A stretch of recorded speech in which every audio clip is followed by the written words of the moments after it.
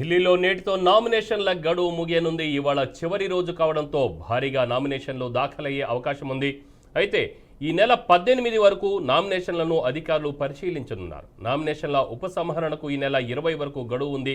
మొత్తం 70 అసెంబ్లీ స్థానాలకు ఫిబ్రవరి 5న ఎన్నికలు జరగనున్నాయి.